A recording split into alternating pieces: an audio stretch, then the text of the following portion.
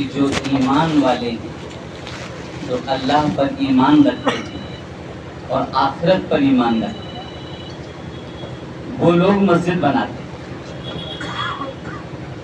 یعنی مسجد بنانے والوں کے لیے ایمان کی گواہی دی جائے کہ جو اللہ اور اس کے آخرت پر دن پر ایمان لاتے ہیں وہی لوگ مسجد کو بناتے ہیں۔ تو کتنی بڑی بات ہے کہ اللہ تبارک تعالیٰ نے ایک پیمانہ ایمان کا ہمارے لیے ذکر فرمایا، مسجد کا بنانا۔ اسی لیے اللہ تبارک تعالیٰ نے مسجدیں نبیوں سے بنوائیں۔ حضرت آدم علیہ السلام نے سب سے پہلے کعبہ بنایا۔ شروعات نبی سے ہو رہی، فرشتوں سے ہو رہی کہ فرشتوں سے زیادہ ایمان کس کا مضبوط ہوگا، نبیوں سے زیادہ ایمان کس کا مضبوط ہوگا؟ تو اللہ نے اس کی شروعات ہی نبیوں کے ذریعے سے کرائی۔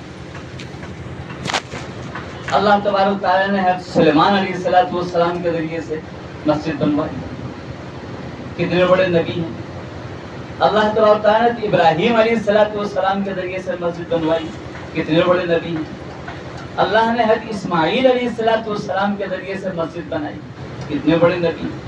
وَإِذْ يَرْفَعُ إِبْرَاهِيمُ الْقَوَاعِدَ مِنَ الْبَيْتِ وَإِسْمَاعِيلُ، ابراہیم اور اسماعیل جس وقت بنیادوں کو اٹھا رہے تھے کعبہ کی، یاد کرو اس وقت کو اللہ نے کتنے اہتمام کے ساتھ اس مسجد کی تعمیر کا ذکر فرمایا، اور کتنے اللہ کے پیارے نبی، اور پھر پیارے حبیب امام الانبیاء جناب محمد رسول اللہ صلی اللہ علیہ وسلم تو نبیوں کے نبی، تمام رسولوں کے نبی۔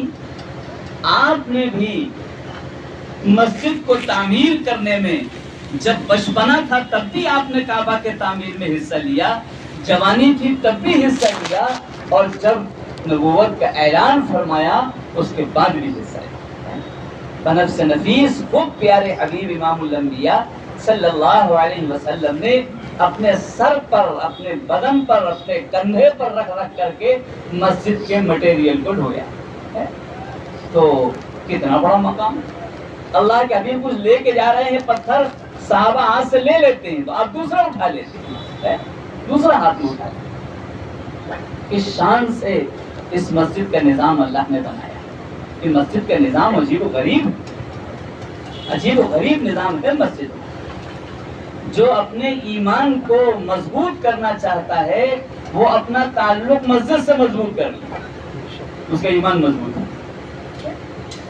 آج بھی اگر جن لوگوں نے دیکھا ہے 40 سال پہلے جو لوگ حج کرنے کے لیے گئے ہیں، عمرہ کرنے کے لیے گئے ہیں، انہوں نے دیکھا ہوگا، اور 40 سال گزرنے کے بعد بھی آج وہی چہرے نظر آ رہے ہیں کہ جن لوگوں نے اپنا کاروبار چھوڑ رکھا ہے، اپنے بیوی بچے ان کے نہیں ہیں، صرف مدینہ طیبہ اور حرم شریف کے اندر وہ پڑے رہتے ہیں۔ 40 سال ہو گئے، نکل کے نہیں گئے مسجد سے باہر، صرف ضروریات سے جاتے پھر مسجد، ضروریات سے گئے پھر مسجد۔ ایک دو لوگ نہیں، سینکڑوں لوگ، پوری دنیا سے آئے ہوئے لوگ 40 سال ہو گئے، صرف اس لیے جب ان سے پوچھا جاتا ہے کہ اللہ نے ایمان بنانے کے لیے ہمیں مسجد بتائی ہے، اس لیے ہم اپنے ایمان کے لیے، تاکہ اسی پر موت ہو جائے، ہم اس لیے مسجد میں پڑھیں۔ ایمان پر موت ہو گئی، بوڑھے ہو گئے، 40 سال ہو گئے۔ جب ان سے سوال کیا آپ یہاں کیوں ہیں، اپنا ملک چھوڑ کے کیوں آئے، تاکہ اللہ نے ایمان کی گواہی دی ہے، اور فرمایا کہ جو یہاں رہے گا اس کا ایمان مضبوط رہے گا، تو ہم چاہتے ہیں اسی ایمان پر ہماری موت ہو جائے، اس لیے ہم نے اس مسجد کو ہی چنا، کعبۃ اللہ کو، مسجد نبوی کو۔ کیسے لوگ ہیں وہ، کتنی فکر ہے ایمان کی، کتنا درد ہے ایمان کا، اور اس پر ایمان ہو جانے کی کتنی تڑپ ہے کہ ایمان پر موت ہو جائے، مسجد نہیں چھوڑنا۔ معلوم ہو کتنی بڑی چیز ہے۔ اب ہر شخص تو کعبہ نہیں پہنچ سکتا، ہر شخص تو مدینہ نہیں پہنچ سکتا، غربت بھی ہے، دوسری مشغولیات بھی ہیں، بہت سی چیزیں ہیں جن پر حج فرض ہی نہیں ہوا ہے، جن کے پاس پیسے ہی نہیں، وہ کیا کریں؟ اللہ نے اس کا ایک نظام بنایا، یہ پوری دنیا کو منور کرنے کا اللہ نے ایک نظام بنایا، عرش بنایا، عرش کے نیچے ایک کعبہ بنایا بیت المعمور، جہاں فرشتے طواف کرتے ہیں. فرشتوں کو اپنی اس کی تسکین کے لیے، اللہ کی توحید کی اقرار کی تسکین کے لیے ان کو چکر لگانے کا موقع دیا جائے. 70,000 فرشتے روزانہ اس کا طواف کرتے ہیں، اور جو ایک مرتبہ طواف کر لیتا ہے قیامت تک اس کی دوبارہ باری نہیں ہے. کتنے لوگ طواف کرتے ہیں فرشتے، دوبارہ باری نہیں ہے، ایک چانس ملتا ہے، ایک موقع ملتا ہے. اللہ نے پیارے حبیب کے طفیل میں ہمیں وہ دولت دی ہے کہ تم ہر مہینے طواف کرو اور پہنچ جاؤ وہاں صبح شام نہیں، 10 40 طواف کرو. تمہیں اجازت ہے، چھوٹ ہے. فرشتوں کو چھوٹ نہیں، زندگی میں ایک مرتبہ. اور اللہ کے حبیب کی امتیوں جتنا چاہو، کوئی رکاوٹ نہیں، کوئی تمہارے لیے پابند نہیں. تو اللہ تبارک تعالیٰ نے عرش بنایا، اس کے نیچے بیت المعمور بنایا، اس کے نیچے کعبہ بنایا، اور اس کے بعد اس کعبہ سے تعلق جوڑنے کے لیے پورا کنیکشن چل رہا ہے اوپر، ایک سلسلہ چل رہا ہے اوپر، نور کا، برکتوں کا، ہدایت کا. اللہ نے یہ سلسلہ بنایا. پھر فرمایا کہ اس مسجد، اس کعبۃ اللہ کی طرف جو اپنی مسجد کا رخ کر دے وہ بھی اسی کا صحن ہو جائے گا، وہ بھی اسی کا صحن ہو جائے، اسی کعبہ کا صحن ہو جائے. لہذا تم لوگ جہاں رہو دنیا میں، پیارے حبیب کے لیے ساری زمین مسجد ہے، ساری زمین پاک ہے. فرمایا جہاں اپنے اپنے مقامات پر رہو مسجد بنا دو اور اس کا رخ اسی کعبہ کی طرف کر دو. گویا تم نے عرش کی طرف رخ کر دیا اور عرش والے کی طرف رخ کر دیا. کیا چیز اللہ نے بنائی ہے، کیسی کشش بنائی ہے. فرمایا جب دنیا ختم کرنے کا اللہ ارادہ فرمائے گا، آسمان توڑے گا، زمین توڑے گا، ساری چیزیں توڑ دے گا، ختم کر دے گا، مسجدیں ختم نہیں ہوں گی، کعبہ ختم نہیں ہوگا. اس کا رخ اسی لیے کعبہ کی طرف ہے کہ یہ یہاں سے چل کر کے اللہ اس کو چلا کر کے کعبہ سے ملا دے گا. یعنی کعبہ کا شہر ہے یہ ہماری تسلی کے لیے اور ہمارے دل کو سکون دینے کے لیے، اپنے ایمان کو مکمل کرنے کے لیے ہمیں اجازت دے دی. اپنے محلے میں بنا لو، رخ ادھر ہی رکھنا، مگر کعبہ ہی کی طرف رکھنا. اپنے محلے میں بنا لو، تم یہیں سے وہ سارے فیض حاصل کر سکتے ہو جو اللہ عرش سے زمین پر اتارتا ہے. کیا چیز ہے، یہیں سے اپنا سارا کنیکشن جوڑ سکتے ہیں. اس لیے مسجدوں کا رخ ادھر ہی رکھو. یہ مسجدیں چلا کر کے کعبہ سے ملا دی جائیں گی، اور ملانے کے بعد اس کو اٹھا کر کے جنت کا حصہ بنا دیا جائے گا، جنت کے اندر داخل کریں. تو ابھی ہم جنت کے اندر بیٹھے ہوئے ہیں، جنت میں بیٹھے ہوئے ہیں. کون سی جگہ اللہ نے بنائی ہے سارے عالم میں؟ اگر کوئی شخص ایک چاند پر بیٹھا ہوا ہے، ایک شخص مسجد میں بیٹھا ہوا ہے، سوال کیا جائے دونوں میں افضل کون ہے؟ تو ایمان والا قسم کھا کر کے کہہ سکتا ہے کہ چاند پر بیٹھنے والے سے زیادہ افضل مسجد میں بیٹھنے والا. لیکن جنت میں بیٹھا ہوا ہے، اس سے زیادہ افضل کون ہوگا؟ اتنی بڑی. تو ہم یہ دیکھیں، اپنے ایمان کا تھرمامیٹر ہے ہمارا. ہم پہچان کریں ہمارا ایمان کتنا مضبوط ہے، مسجد سے دل کتنا لگا ہوا، مسجد میں ہمارا کتنا دل لگتا ہے، مسجد میں آنے کے لیے ہمارا دل کتنا بے چین رہتا ہے. فرمایا کہ جب قیامت کا میدان ہوگا اور سوائے عرش کے کوئی سایہ نہ ہو، اس عرش کے نیچے سائے میں بیٹھنے کو کسے کسے ملے گا؟ اس میں سے ایک کا ذکر معل ہے، جس کا قلب معلق رہتا ہے مسجد سے، جس کا دل لٹکا ہوا رہتا ہے مسجد کی طرف. فجر پڑھ کے آیا، فکر ہے کہ جلدی وقت آئے تو پھر اللہ کے دربار میں حاضری کا موقع مل جائے. ظہر پڑھ کے آتا ہے، پھر سوچتا ہے، بار بار گھڑی دیکھتا ہے، کب وقت آئے گا، اثر کا بھی ہو نہیں رہا ٹائم، ذرا دیر ہو رہی ہے، کب وہ وقت آئے گا کہ اللہ کے دربار میں پھر حاضری مل جائے. اثر پڑھ کے آتا ہے، پھر گھڑی دیکھتا رہتا ہے کہ مغرب کا وقت کب ہوگا کہ جلدی سے ہمیں اللہ کے دربار میں حاضری کا موقع مل جائے. اس طرح اس کا دل اگر مسجد کی طرف لٹکا رہتا ہے تو جہاں کوئی سایہ نہیں ہوگا، عرش کے سائے میں اس کو جگہ ملے گی. اتنی بڑی فضیلت کی جگہ ہے، اتنی عظمت کی. آج مسجدوں سے ہمارا دل گھبرانے لگے، بازاروں میں دل لگنے لگا ہے، اور مسجدوں سے دل اچاٹ ہوتا جا رہا ہے. مسجد میں آنے کے بعد بس چاہتے ہیں بغیر سنت، بغیر نفلیں پڑھے جلدی سے باہر نکل جائیں. معلوم ہوا کہ یہ ایمان ہمارا کمزور ہو رہا ہے، ایمان میں گھن لگ رہا ہے، ایمان گھٹتا چلا جا رہا ہے. یہ ایمان کا تھرمامیٹر پہچاننے کا ذریعہ ہے کہ دیکھو تمہارا دل کتنا مسجد میں لگتا ہے، کتنا مضبوط. جتنا دل لگے سمجھ جاؤ اتنا ہی ایمان مضبوط ہو رہا ہے. پھر تعمیر کا تو کہنا ہی کیا ہے، تعمیر کا تو کہنا ہی کیا ہے. من بنا للہ مسجدا بنى اللہ لہ بیتا فی الجنہ، جس نے ایک اینٹ بھی مسجد کے لیے رکھی، کیا ہے اس نے جنت کے اندر اپنا محل بنایا۔ تو اب ہم نے مسجد میں ایک اینٹ لگائی تو کیا محل کتنے سال میں تیار ہوگا؟ نہیں۔ مفسرین نے لکھا ہے کہ یہ جیسا ریموٹ کنٹرول، یہاں اینٹ کا رکھنا گویا کھٹکا دبا دینا ہے، یہاں اینٹ رکھی جاتی ہے مسجد کی، وہاں محل بن کے تیار ہو جاتا ہے۔ یہاں کی پہلی اینٹ ہوتی ہے اور جنت کے محل کی آخری اینٹ ہوتی ہے۔ یہ نظام اللہ نے بنایا، یہاں کی مسجد کی پہلی اینٹ ہوتی ہے اور ہمارے محل کی جنت میں آخری اینٹ ہوتی ہے، محل بن کے تیار ہو جاتا ہے۔ تو اللہ نے اتنی بڑی چیز بنائی ہے، لیکن اس میں وہ اخلاص اللہ کے لیے ہو، اللہ راضی ہو جائے۔ ہارون رشید بہت بڑے بادشاہ گزرے ہیں، انہوں نے کہا محل تو اپنا بنا ہی لیا ہے، لیکن یہ محل جو ہے کتنے دن رہے گا؟ ہمارے بعد نسل اس کے بعد ویران ہو جائے۔ آج ہم دیکھ سکتے ہیں آگرہ جائیں، دلی جائیں، کتنے بڑے بڑے قلعے بنے، ویران ہے، کچھ ہے ہی نہیں اس کے اندر، سناٹا پڑا۔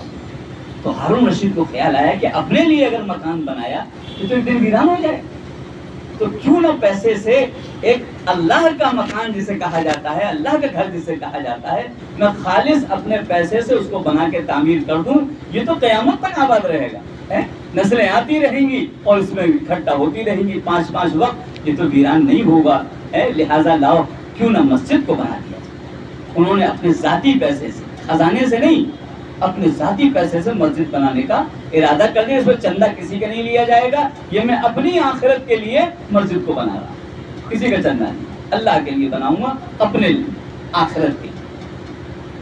ایک غریب رہتا تھا، مزدوری کرتا تھا، شام کو کچھ مل جاتا تھا، کھا پکا لیتا تھا۔ اس کے دل میں حسرت ہوئی کہ اللہ آپ نے ہارون رشید کو تو پیسہ دیا ہے، یہ اپنی آخرت کے جنت کے گھر بنائے لے رہے ہیں، میرے پاس تو کچھ ہے ہی نہیں، میں کیا کروں؟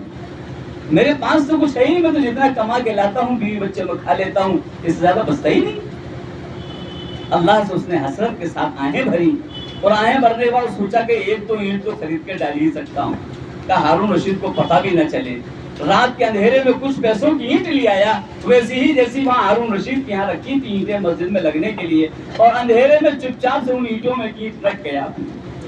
اتنا تو میں کر ہی سکتا ہوں کہ اسی اینٹوں میں چپ چاپ سے اینٹ رکھ دوں، آخر مسجد میں تو لگ ہی جائے گی، میرے پاس تو کچھ نہیں ہے، اتنا تو میں کر ہی سکتا ہوں۔ خاموشی سے اس نے کچھ اینٹ لا کر کے اپنے پیسوں کی کمائی کی اس اینٹوں میں رکھ دی۔ یہ ہے اللہ کے لیے کام کرنا، کسی کو پتہ بھی نہیں چلتا ہے کون کیا کر رہا ہے، وہ اعلیٰ کام ہوتا ہے، اعظم کام ہوتا ہے، پتہ ہی نہ چلے کس نے کیا لگایا۔ وہ اینٹیں اسے رکھ دی۔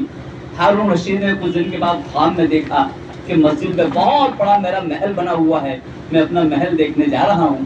جب محل کی طرف چلا تو راستے میں ایک محل اور پڑا، بالکل ویسا ہی جیسا ہارون رشید کا محل تھا، اور اس کے اوپر اس غلام کا نام لکھا ہوا تھا، وہ جو اس کی رعایا کے اندر رہتا تھا، جس کے بارے میں کوئی جانتا بھی نہیں تھا، ایک مزدور تھا، مزدوری کر کے اور اپنا گھر کا خرچہ چلا لیتا، جس نے رات کے اندھیرے میں چند اینٹیں جا کر کے اس ہارون رشید کی اینٹوں میں رکھ دی تھی جہاں پر مسجد تعمیر ہو رہی ہے۔ ہارون رشید دیکھ کے حیران کہ یہ تو بہت غریب آدمی ہے جس کو تو وظیفوں میں نام لکھا ہوا ہے، اس کا محل یہاں کہاں سے آ گیا؟ وہ دیکھ کے حیران ہوئے اور کہا لاؤ دیکھیں ذرا اندر داخل ہو کے میرے اس وظیفہ جو پاتا ہے اس کا یہ مکان ہے، لاؤ دیکھوں ذرا محل ہے کیسا، فرشتوں میں روک ہے کہ نہیں اندر نہیں جا سکتے۔ ارے بھائی وہ میرا ہے، میرے ہی رہا، میرا وظیفہ پاتا ہے، وہ شخص کو میں جانتا ہوں، تو میں ہاں یہ دنیا میں چلتا ہے وظیفہ پاتا ہے، یہ جنت میں نہیں چلتا ہے، یہ ہے یہاں نہیں چلتا ہے، یہاں آپ کو اجازت نہیں داخل ہونے کی، آپ کے محل کے برابر یہ محل ہے، وظیفہ یاب نہیں ہے، یہ بالکل آپ کے برابر بادشاہ ہے یہاں پر جنت کے اندر۔ ہارون رشید کو اتنی بے چینی ہوئی کہ آنکھ کھلی۔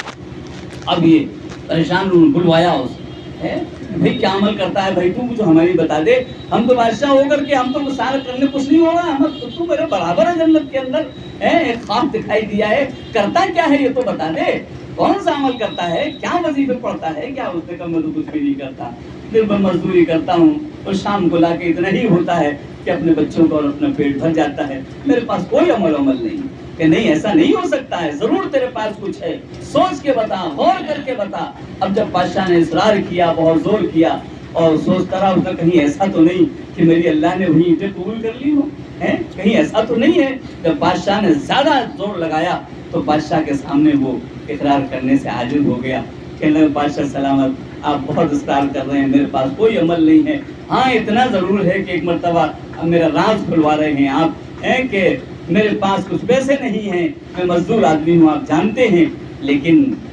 جہاں اینٹیں آپ کی رکھی ہوئی ہیں آپ مسجد بنوا رہے ہیں، میں نے کچھ بچا کے پیسے چند اینٹیں ضرور اس کے اندر ڈال دی، اس کے علاوہ میرے پاس کوئی عمل نہیں۔ ہارون رشید سمجھ بس اللہ کے یہاں یہی تیرا عمل قبول ہو گیا ہے، اور اللہ کے یہاں اتنے بڑے مقام پر پہنچ گیا جو سارے پیسے لگائے دے رہا ہے کہ چند اینٹوں سے اللہ نے اتنا ہی بڑا محل عطا فرما دیا۔ یہ ہے وہ مسجد جہاں پر اللہ سے دلوں کو دیکھتا ہے، محنتوں کو دیکھتا ہے، کتنا اندر تڑپ ہے، کیسا درد ہے، کیسا دل کے اندر اس کے جذبہ ہے، بس اللہ اسی کو قبول فرماتا ہے۔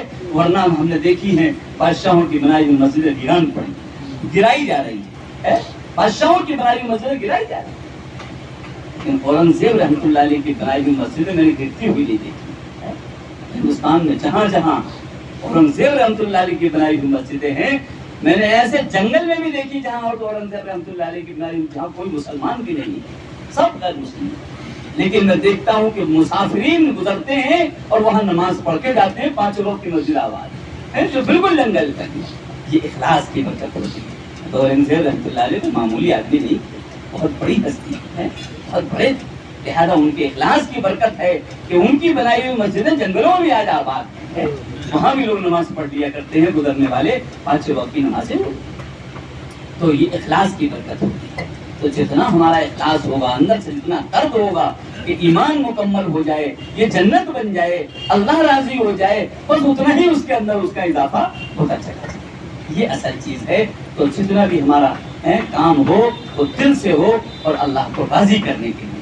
اور مسجدوں کی تعمیر میں ایک علاقے میں جانا ہوا جہاں پر ہر سال آگ لگ جاتی اور سارے مکان جل جاتے، تو وہاں گزر ہوا، ملاقاتیں ہوئی، تو کہ بھائی تم لوگ نماز پڑھتے ہو؟ کہنے لگے نماز تو بہت دور کی بات ہے، کوئی نماز بھی نہیں پڑھتا۔ کہنے لگے صاحب ہمارے تو پہلے آگ سے ہمارے مکان بچا لو، اس کے بعد ہم دیکھیں گے نماز کیا ہوتا ہے، ہمارے تو ہر سال بنا کے مکان کھڑے کرتے ہیں، آگ لگ جاتی ہے، ختم ہو جاتا ہے۔ میں نے ان لوگوں سے کہا کہ دیکھو ایسا کرو، یہاں مسجد ایک بنا کہ مسجد سے کیا ہوگا کہ مسجد آگ بچ جائے گی، تمہارے مکان جلنے سے بچ جائے گی۔ کہ پکی بات ہے؟ بالکل پکی بات، پکی بات کہ اچھا تو پھر یہ زمین پڑی ہے، بنیاد رکھ دو فوراً ہاتھ کے ہاتھ، یہ مسجد پڑی، ہماری جگہ پڑی، اسی بنیاد رکھ دو۔ اگر ایسی بات ہے، اگر پکی بات ہے، ہمارے مکان نہیں جلنے سے بچ جائیں گے تو ابھی بنیاد رکھ۔ گنگا کا کنارہ تھا، وہاں سب دوسرے لوگ آباد تھے، پوجا پاٹ چل رہی، وہ لوگ کھودنے لگے بنیاد۔ ان لوگوں نے پوچھا کیا ہو رہا ہے یہاں؟ تو سیدھے سادھے مسلمان مسجد بنا رہے ہیں۔ انہوں نے کمپلین کر دی کہ گنگا کے کنارے مسجد کا کیا کام ہے، یہاں تو مسجد نہیں بنی۔ اور حکومت بھی اس وقت وہی تھی، وہ اوپر فوراً آرڈر آ گیا، روک دیا جائے، کام نہیں ہو، مسجد نہیں بن سکتی، وہ کام روک دیا گیا۔ اب کیا ہوگا؟ اب تو مسجد ہی بننے دی جا رہی، میں کسی الیکشن کا انتظار کروں، کسی الیکشن کا انتظار، اور اللہ سے دعا کروں۔ تو چیئرمین کا الیکشن آ گیا، تو کہنے کے صاحب الیکشن، اب جو ووٹ مانگنے کے لیے اس سے کہنا جو مسجد بنوا دے اسی کو ووٹ ہمارا گاؤں دے دے گا، جو مسجد بنوا دے اسی کو پورا گاؤں ووٹ دے گا۔ اب وہ جو آئے اس سے کہیں، جو آئے اس سے کہیں، وہ سب کون بنوائے گا بھائی یہاں؟ تو جو حکومت کے ہی لوگ تھے انہی کا جب آدمی آیا تو انہوں نے کہا صاحب، کہنے لگے تم تو ہمیں ووٹ دیتے ہی نہیں ہو، ہماری پارٹی کو تو کوئی مسلمان ووٹ ہی نہیں دیتا۔ کہنے لگے صاحب مسجد بنوا دو تو ہم دے دیں گے، کہ پکی بات ہے لکھ کے دو۔ لوگ یقین تو آ نہیں رہا تھا کہ مسلمان ہی ووٹ دے دے گا، کہ لکھ کے دو۔ پھر ان کا فون آیا صاحب لکھ کے مانگ رہے، میں دے دو لکھ کر، انہوں نے صاحب لکھ کر کے دے دیا۔ اب وہ اس نے چکر لگانے شروع، ڈی ایم کے پاس، اس کے پاس، اس کے پاس، بھاگا دھوڑی شروع کری۔ ڈی ایم نے کہا وہاں کے جو پنڈت ہیں گنگا کے کنارے والے، انہوں نے آبجیکشن کیا تھا، آپ ان سے لکھوا کے لیا ہو تو ہم اجازت دے دیں گے۔ وہ لوگ وہاں پہنچے، جب وہاں پہنچے تو پنڈتوں نے کہا صاحب ہم تو نہیں بننے دیں، تمہیں کیا پریشانی ہے، تو نہیں بننے دو گے؟ کہنے لگے صاحب ایک تو یہ بانگ لگاتی ہیں، یعنی اذان دیتی مائک لگا لگا کر کے، اور ہمیں اکبر بادشاہ سے ڈراتے ہیں، اللہ اکبر کہتے ہیں، اکبر اکبر بادشاہ کا نام لیتے ہیں۔ اب دیکھیے جہالت کی ہے کہ وہ کہہ رہا ہے کہ اکبر بادشاہ کا نام لے کے ہم کو ڈراتے ہیں کہ مر ڈالیں گے، یہ کریں گے۔ تو آج تک ہم نے ان کو اذان کا مطلب بھی نہیں بتایا، تو ہمیں نہیں معلوم تو ہم دوسروں کو کیا بتائیں گے؟ تو ہمیں ہی نہیں معلوم تو ہم دوسروں کو کیا بتائیں گے؟ تو کہنے لگے اکبر بادشاہ کا نام لے لے کے وہ ڈراتے ہیں، ایک تو بانگ مائک لگا کر، اس لیے ہم نہیں بن دیتے۔ دوسرا کیا ہے کہ دوسری بات یہ ہے کہ یہ میزائل بناتے ہیں، وہ کہتے ہیں اسی میزائل میں تم کو مار دیں گے۔ میزائل بناتے ہیں، وہ یہ کیا باتیں کر رہی؟ تو پتا چلا کہ یہ مینار کو میزائل کہہ رہے ہیں، کہ میزائل جیسے ہوتی ہے، یہ مینار جو بناتے ہیں یہ میزائل بناتے ہیں، اور کہتے ہیں اسی میزائل سے ہم تمہیں ختم کر دیں گے، اور اکبر بادشاہ نے ختم کیا تو اسی ہم بھی ختم کر دیں گے۔ یہ ان کا مسجد کا اور اذان کا مطلب ہے۔ غیر مسلمین نے وہاں دیکھا، میں نے کہا جاؤ ان کو سمجھاؤ کہ یہ نہ میزائل ہے نہ یہاں پر اکبر بادشاہ کا نام ہے، بات کرو جائے۔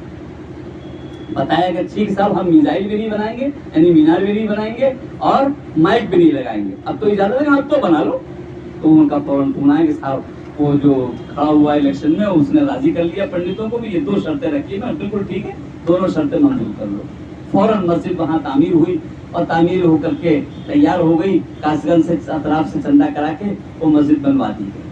اللہ تبارک تعالیٰ نے جس دن سے وہ مسجد بنی آگ لگنی ختم ہو گئی، پھر وہاں آگ ہی نہ لگی آج تک۔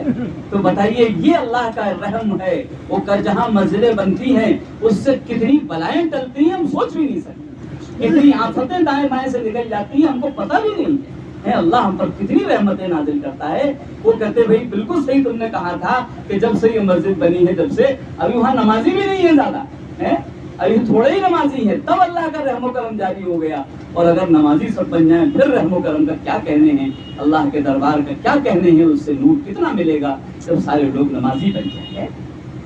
تو آج ہم کو ضرورت ہے مسجدوں کو تعمیر کریں، اللہ کے لیے تعمیر، اور ان مسجدوں کو آباد کرنے کی فکر کریں کہ مسجدیں ویران نہ ہوں۔ اس لیے کہ حدیث پاک میں یہ بھی آتا ہے قیامت کی نشانیوں میں سے مساجد المعمورۃ وہی خراب، کہ قیامت کے قریب بڑی عمارتیں بڑی شاندار شاندار مسجدوں کی ہوں گی لیکن وہ ویران ہے۔ یہ قیامت کی نشانیوں میں ذکر کیا ہے، کیونکہ ایمان کمزور ہو جائیں گے تو مسجد کی طرف جاتے گھبراہٹ ہوگی، مسجد میں جانے کا ارادہ ہی نہیں کرے گا، وہ باہر ہی رہے گا، مسجد میں نہیں جائے گا۔ تو یہ بھی حالات ہمیں دیکھنے میں نظر آ رہے ہیں کہ بڑی بڑی مسجدیں نظر آ رہی ہیں، اور فجر میں 2 صف 3 صف، باقی پوری مسجد خالی، اور جمعے کے دن پتہ نہیں نمازی کہاں سے آ جاتے ہیں کہ باہر تک جگہ نہیں ملتی۔ حالانکہ جو جمعے کے نمازی ہیں یہی فجر کے نمازی ہونے چاہیے، اور یہ ہو جائیں تو پھر انقلاب برپا ہو جائے، انقلاب برپا ہو جائے۔ تو آج نمازیوں سے مسجدیں خالی ہوتی ہیں اور اس کی بڑی توہین ہوتی جا رہی ہے، مساجد کی توہین کا سلسلہ چل رہا ہے اور ویران کرنے کا سلسلہ چل رہا ہے۔ حضرت والا ہردوئی نور اللہ مرتضی جس مسجد میں جاتے تھے جالے ضرور ملتے تھے، مسجدوں میں جالے لگے ہوئے، تو حضرت فرماتے تھے کہ بھائی مسجد کے باہر سڑک پر چلو تب حکم ہے، نگاہ کو نیچے رکھو، مسجد کے اندر نگاہ نیچے کرنے کا حکم تھوڑی ہے، یا نگاہ اوپر رکھا کرو، دیکھا کرو یا صفائی ستھرائی ہے کہ نہیں ہے۔ یہ مسجدوں میں تم نگاہ نیچے رکھتے ہو، حضرت فرمایا اوپر بھی دیکھ لیا کرو یہاں۔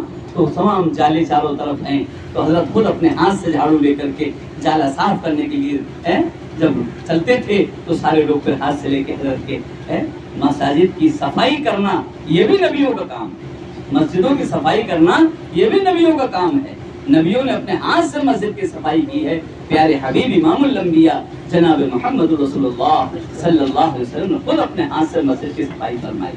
تو اب آپ اندازہ بتائیں کتنا بڑا کام ہوگا یہ کتنا بڑا نبیوں والا کام ہے۔ لیکن مسجدیں آج جالے لگے ہوئے ہیں، گرد دھول جمی ہوئی ہے، تمام سجدہ کر رہے ہیں تو ماتھے پر بھی مٹی لگ رہی ہے، ایسی صفیں ایسی مسجدوں کے اندر حالات ہے۔ وہ سمجھتا ہے مؤذن کا کام ہے، کہ مؤذن کا کام نہیں ہے، یہ ہر ایمان والے کا کام ہے، جو جنت میں داخل ہونا چاہتا ہے اس کا کام ہے کہ مسجد کی صفائی کرے۔ جو نبیوں سے محبت کرتا ہے، پیارے حبیب سے محبت کرتا ہے، اس کا کام ہے کہ مسجد میں صفائی کرے۔ صفائی کرنا بھی بہت بڑا کام ہے کہ مسجد کے اندر جیسے تعمیر ہو رہی ہے یہ صاف بھی رہے، صاف ستھری رہے۔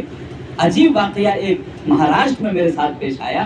ایک مسجد میں نماز کے لیے حاضر ہوا تو دیکھا کہ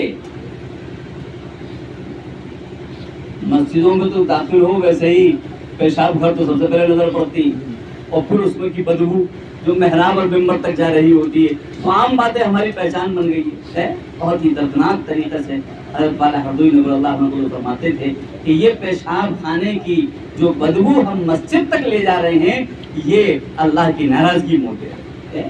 مسجد میں خوشبو بسانے کا حکم ہے. اللہ کے حبیب اپنے ہاتھوں سے خوشبو کو بسایا کرتے تھے مسجد کے اندر، اور ہم بدبو کا انتظام کرتے ہیں. پیشاب گھر اتنے قریب ہوتے ہیں اور قریب ہونے کے بعد پھر صفائی کا انتظام نہیں ہوتا. اگر قریب ہے تو کم سے کم صفائی کا انتظام تو ہو.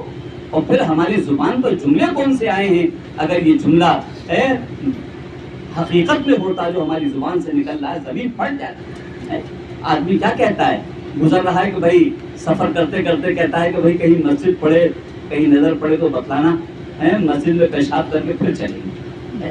مسجد میں پیشاب کر کے پھر چلیں گے. پیشاب لگ رہا ہے کہیں مسجد نظر پڑ جائے تو بتانا مسجد میں پیشاب کر کے، مسجد میں پیشاب کر کے. یہ جملہ کتنا خطرناک ہے.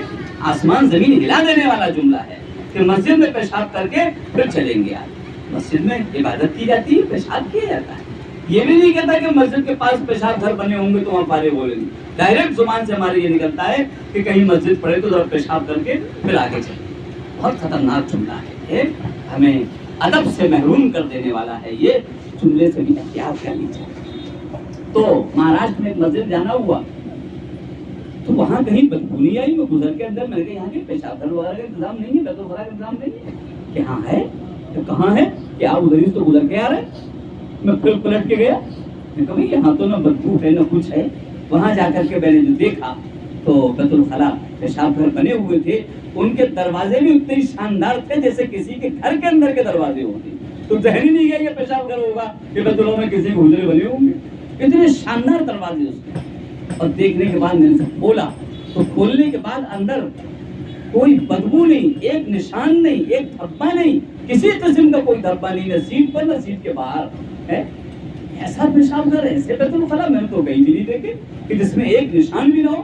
بولے گٹکا کھانے والے بیٹھ کر سیٹ پر ساری تو اس کا کونا ہی سب گندا کر دیتے ہیں. بیت الخلاء غسل خانے کے چاروں طرف مسجدیں دیکھنے میں آ رہی ہیں اور وہاں ایک بھی دھبا نہیں تھا کسی قسم کا. میں نے کہا بھائی یہاں صفائی کون کرتا ہے؟ کس سے صفائی کرائی جاتی؟ تو کسی نے کوئی جواب پتہ نہیں ہے، ہم تو کرتے نہیں، ہم نے کوئی انتظام کیا نہیں. کمیٹی والوں کو ملاقات کی. بھائی کمیٹی والوں میں صفائی کا انتظام کون کرتا ہے؟ کہ صاحب یہ یہاں کے نگر پالکا کے ممبر ہیں، انہوں نے اپنے ذمہ لے رکھا ہے کہ ہم صفائی کرائیں. میں نے ان سے ملاقات کی. میں نے کہا بھائی آپ نے صفائی کا انتظام کیسے کیا ہے؟ یہ اتنا صاف شفاف تو میں نے کہیں دیکھا ہی نہیں. میں پورے ہندوستان کا چکر لگاتا رہتا ہوں، ایسے بیت الخلاء مسجد کے پاس اور پیشاب گھر میں نے تو نہیں دیکھے. یہ کیسے صفائی کراتے ہیں آپ؟ کہنے لگے جب یہ مسجد ہم لوگوں نے تعمیر کرائی، تعمیر کرانے کے بعد ہمیں خیال آیا کہ ایک بھنگی لگا دیا جائے جو بیت الخلاء پیشاب گھر کی صفائی کر دیا کرے. اور ہم اس کی تلاش میں تھے. اچانک ذہن کے اندر یہ خیال آیا اللہ کے دربار سے لگے ہوئے جو بیت الخلاء ہیں اور جو پیشاب گھر ہیں، یہاں بھنگی کا بلانا ذرا مناسب نہیں معلوم ہو رہا ہے. تو اللہ کا گھر کہلاتا ہے، تو اللہ کا دربار کہلاتا ہے، یہاں کیسے کسی بھنگی کو مقرر کر دے؟ اور سوچتا رہا پھر آخر کون صفائی کرے. میری ضمیر نے کہا کہ تو خود کیوں نہیں صفائی کی ذمہ داری لے لیتا ہے؟ ممبر ہے نگر پالکا، تو خود کیوں نہیں ذمہ داری لے لیتا ہے؟ میرے ذہن میں آیا آپ کسی کو بتائیے گا مت. یہاں کمیٹی والوں کو بھی پتہ نہیں ہے اور یہاں کسی آدمی کو پتہ نہیں ہے. میں رات کو 11 بجے جب فارغ ہو جاتا ہوں سارے کام سے تو میں خود آ کر کے ان بیت الخلاء کی صفائی کرتا ہوں. آپ اندازہ لگائیں نگر پالکا کا ممبر ہے اور اس کو یہ ڈر ہے کہیں یہاں مسجد کے پاس کسی بندی کو لانا مناسب نہیں ہے. تو بھی تو آخر ایمان والا ہے، یہ نمازی ہی تو اس کے اندر آئیں گے. اللہ کا نام لینے والے آتے ہیں، اللہ کا نام لینے والے جب باہر نکلتے ہیں جو یہاں آتے ہیں ان کے لیے اگر تو خدمت یہ لے لے گا تو ہو سکتا ہے اللہ راضی ہو جائے. میں نے یہ سوچ کر کے یہ ذمہ اپنے لے لیا ہے اور رات کو جب سب چلے جاتے ہیں میں خود آ کر کے اس کی صفائی کرتا ہوں. میں خود آ کے سارے بیت الخلاء اپنے ہاتھ سے صاف کرتا ہوں تاکہ اس کی بدبو مسجد میں نہ جائے اور اللہ کے دربار میں نہ جائے. یہ ہندوستان آج بھی لوگ ایسے موجود ہیں. میں نے کہا اللہ تمہیں بہت عزت دے گا. میں بالکل یقین سے کہتا ہوں کہ اللہ تمہیں اور عزت دے گا. تمہاری جو عزت یہاں ہے اس میں اللہ اضافہ فرمائے. اگلے چکر میں جب کچھ سال کے بعد میں گیا تو پتا میں نے تلاش کیا وہ تو اللہ کا ولی ہے، اس سے تمہیں بغیر ملاقات کرے نہیں جاؤں گا. میں نے معلوم کیا ممبر صاحب کہاں ہے. اب ممبر صاحب وہ تو چیئرمین صاحب ہے. میں نے کہا اچھا ماشاءاللہ چیئرمین ہو گئے کہ ہاں. تو وہ خود آپ کو یاد کرتے رہتے ہیں, اطلاع ملے گی خود آئیں گے. اطلاع کی تو بیچارے خود ہی ملنے کے لیے آ گئے. اور جب آئے تو ملاقات ہوئی. ملاقات ہونے کے بعد میں نے اکیلے میں ان سے پوچھا اب کون صفائی کرتا ہے بیت الخلا کی؟ کہنے لگا الحمدللہ آج بھی میں ہی کرتا ہوں. آپ اندازہ لگائیں کیسے ایمان والے ہیں, کیسے جذبے ہیں اندر مسجدوں کے سلسلے میں, کیا درد ہے مسجدوں کے سلسلے میں. نگر پالکا کا چیئرمین ہونے کے بعد بھی کہتا ہوں رات کے 12 بجے آ کے آج بھی میں ہی صفائی کرتا ہوں کہ اسی سے مجھے عزت ملی ہے, یہی سے میری عظمت ہوئی ہے. میں کچھ نہیں ہے میرے پاس, جو کچھ عزت مل رہی ہے وہ اس دربار سے مل رہی ہے. آج ان مسجدوں کے دربار کی عزت ہمارے دلوں سے ختم ہو گئی ہے, ہمارے دلوں سے ختم ہو گئی ہے. میں نے کہا یقیناً یہ عزت تمہیں یہیں سے ملی ہے اور ابھی اور تمہیں عزت ملے گی. اللہ جو دنیا کی عزت کیا ہوتی ہے سر تو آخرت کی عزت ہے. وہاں تم دیکھو کہ تمہیں کیا عزت ملے گی کہ مولوی صاحب کسی سے کہیے گا مت, کسی کو بتائیے گا مت, کہیں دوسرا آگے بڑھ کر کے مجھے محروم نہ کر دے, کہیں دوسرا آگے بڑھ جائے اور میں محروم ہو جاؤں. میں چاہتا ہوں مرتے دم تک میری خدمت کرتا ہوں. یہ ہے اصل مسجدوں کا احترام, مسجدوں کا اندر عظمت ہے. اس کے پیشاب گھر ہی بنے ہوئے ہیں, گندے نہ ہونے پائیں, اس کی بدبو مسجد میں نہ جانے پائے, اس کی بدبو کا وہاں اندر داخلہ نہ ہو. اس چیز کی فکر کرنا بھی اللہ کے یہاں بہت بڑا مقام رکھنے والا ہے. تو جب اس کی بھی فکر ہوگی تو مسجد کو کون ویران کرے گا, مسجد کو کون گندا کرے گا. مسجد کی صفائی اور زیادہ ذہن کے اندر آئے گی. عزتیں یہاں تھی اور پتہ نہیں ہم عزتیں کہاں تلاش کر رہے ہیں. عزتیں یہاں بٹ رہی تھیں, ہم عزتیں کہیں اور تلاش کر رہے ہیں. عزتوں کا مقام تو یہ ہے, عزتوں کی جگہ یہ ہے, عزت حاصل کرنے کی جگہ یہ ہے اور عزت پانے کی جگہ یہ ہے. کاش کہ ہمیں یہ حقیقت سمجھ میں آ جائے. جنت ہے جنت, جنت میں عزت نہیں ملے گی تو کہاں ملے جنت کی عزت. اس لیے ہم کو اس طرف کو پیدا کرنا ہے. مسجد کی تعمیر کے اندر خالی یہ نہیں پیسے دے دیے, 2 اینٹ بھی اٹھا کر کے رکھو, یہاں کے کام بھی کرو. کاش گنج میں ایک مسجد بن رہی تھی, میں نے سب سے مصلیوں سے یہ کہا کہ دیکھو مزدور کوئی نہیں رکھا جائے, ہم لوگ مل کے مزدوری کریں گے, سنت ہے یہ. اور ایسا ہے جب بھی ٹرک آئے مورنگ کا, بالو کا, اینٹوں کا, تو ہم لوگ ہی اٹھا کے اسے اوپر رکھیں گے. کم سے کم رات میں اتنا تو کر ہی سکتے ہیں, دن میں نہیں کر سکتے. مزدوری دوسرے لوگ کر رہے ہیں, کم سے کم یہ جو چیزیں ملبہ آئے گا, جو اس کا مٹیریل آئے گا, اس کو تو اٹھا کے کم سے کم ہم لوگ اپنے ہاتھ سے رکھتے ہیں مزدوراں میں. ٹھیک ہے, ہم سب لوگ کیا کریں گے. سڑک کے کنارے مسجد بن رہی تھی. عشاء کے بعد ٹرک آتا تھا, وہ بازار بھی تھی, اس لیے ٹرک بھی شام رات ہی کو آ پاتا تھا. وہ عشاء کے بعد آتا تھا, سارے مصلی مل کر کے اوپر سارا ملبہ پہنچا دیتے. تو میں نے دیکھا کہ کچھ لوگ اس کے اندر روزانہ آتے ہیں کام کرنے والے, اس میں کوئی بھی یہ نمازی تو ہمارے یہاں کے ہے نہیں. تو ان سے ملاقات کی کہ آپ کس مسجد کے نمازی ہیں, کہ ہم تو ہندو ہیں. ہم تو ہندو ہیں, ہم نمازی نہیں, ہم مسلمان نہیں. چلو پھر کہنے لگے یہ بھگوان کے گھر بن رہا ہے. جب سب آپ لوگ بڑے بڑے لوگ کام کر رہے ہو تو ہم بھی اس کو کریں گے تو ہماری کون سی عزت کر جائے گی. ہم بھی روزانہ آ کے آپ ہی کے ساتھ لگ جاتے ہیں اور ہم بھی یہ سامان کو اوپر پہنچوا دیتے ہیں. جب ہم نے مسجدوں کو چھوڑا تب وہ مسجد کو گرانے کو سوچ رہے ہیں. گرایا پہلے ہم نے ہے, تب وہ گرا رہے ہیں. اگر مسجد ہم بنا رہے ہوتے تو پھر یہ بھی نہیں گرا رہے ہوتے, یہ بھی ساتھ میں ہمارے مسجد بنا